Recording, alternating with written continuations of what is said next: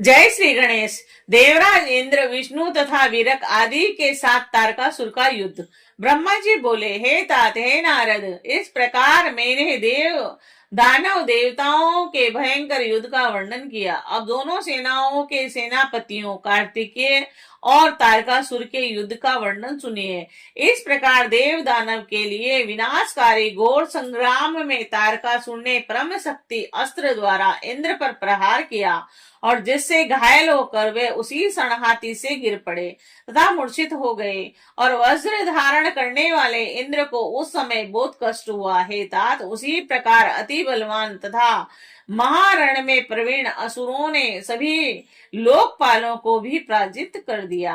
युद्ध करते हुए दूसरे देवगण भी दैत्यों से पराजित हो गए और उनके तेज को न सह सकने के कारण इधर उधर भागने लगे। और इस प्रकार सफल उद्योग वाले विजयी असुर गर्जना करने लगे तथा सिंहनाद करते हुए कोलाहल करने लगे। और इसी समय क्रोधित हो उठे वीरभद्र अपने को वीर मानने वाले तारकासुर की ओर पराक्रमी गणों के साथ आए। शिवजी के कोप से उत्पन्न बलवान वीरभद्र देव गणों को अपने पीछे करके स्वयं ही गणों के आगे होकर युद्ध की इच्छा से तारकासुर के सामने आ गए। और उस समय वह सभी प्रथम गण एवं दैत्य उत्साहित होकर उस रण स्थल में एक दूसरे पर प्रहार कर युद्ध करने लगे।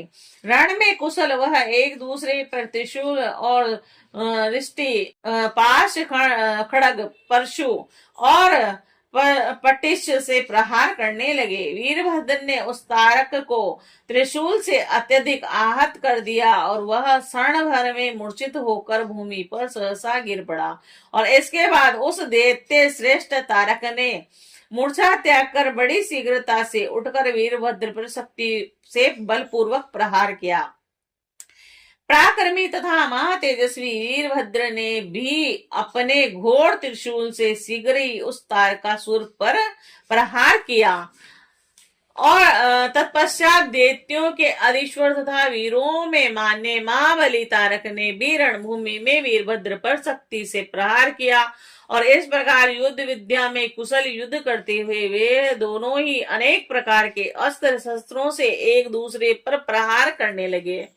उस समय उन दोनों वीरों में सबके देखते देखते ही अत्यंत रोमांचकारी भयंकर द्वंद युद्ध होने लगा तब भेरी, मृदंग, पटह और आनक तथा गोमुख बाजे बजने लगे और जिसे सुनकर वीर प्रसन्न तथा कायर व्याकुल हो गए। एक दूसरे के प्रहारों से जर्जर कर दिए गए वे दोनों बड़ी सावधानी के साथ बुद्ध तथा मंगल के समान बड़े वेग से परस्पर युद्ध करते थे।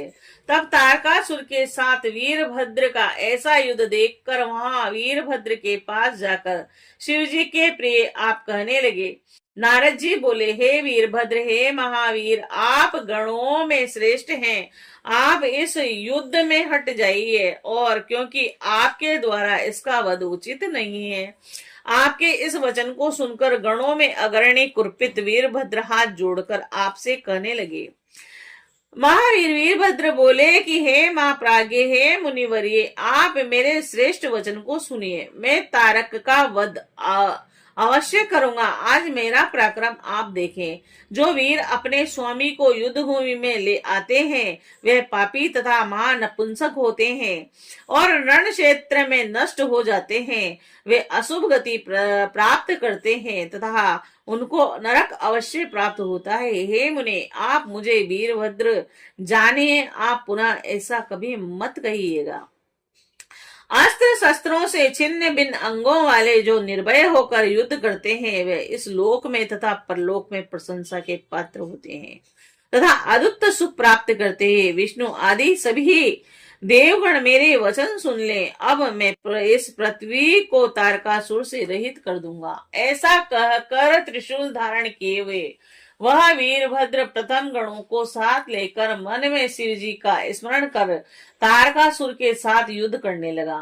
और वृक्ष पर बैठे हुए उत्तम त्रिशूल धारण किए हुए तथा 3 नेत्रों वाले अनेक महावीरों के साथ रण में विद्यमान वे वीरभद्र शोभित हो रहे थे। सैकड़ों गण कोलाहल करते हुए वीरभद्र को आगे करके निर्भय हो दानवों के साथ युद्ध करने लगे।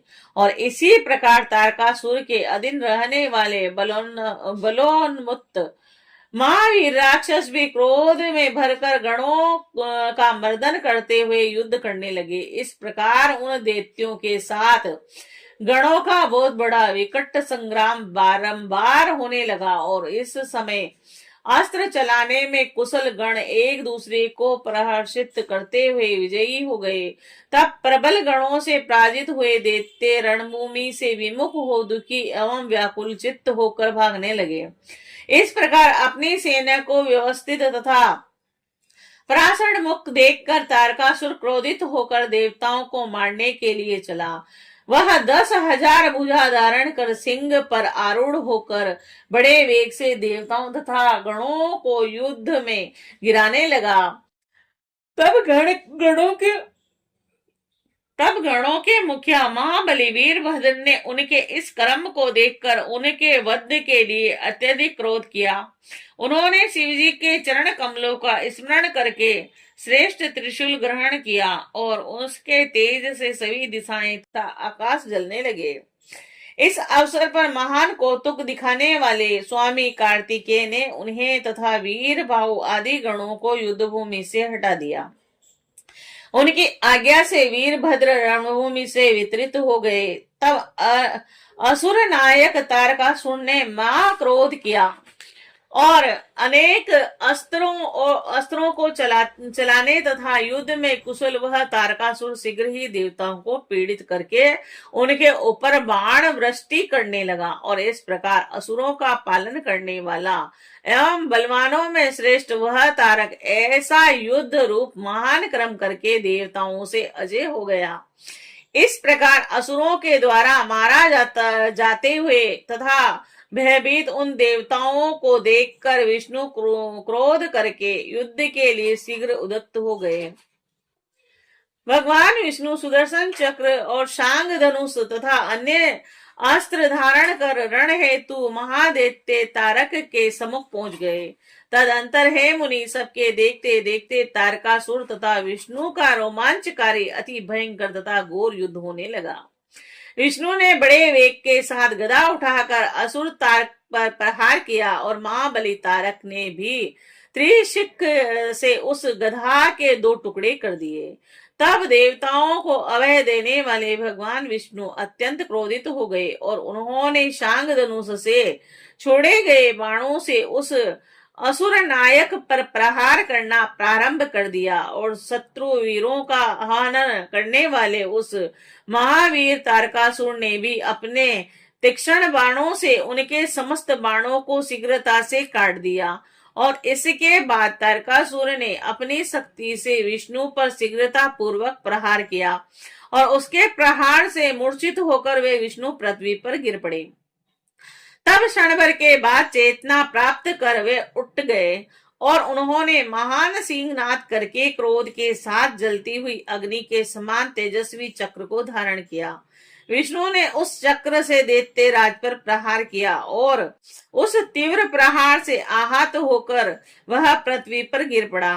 बलशाली उस असुर नायक दैत्यराज तारक ने पुनः उठकर बड़ी तेजी के साथ अपनी शक्ति से सुदर्शन चक्र को काट दिया और उसी महाशक्ति से देवताओं के प्रिय अच्युतर पर प्रहार किया। तभी महावीर विष्णु ने भी नंदक नामक खड्ग से उस पर प्रहार किया। और हे मुने, इस प्रकार अक्षीण बल वाले बलवान विष्णु तथा तारकासुर दोनों ही रण में एक दूसरे से घोर संग्राम करते रहे।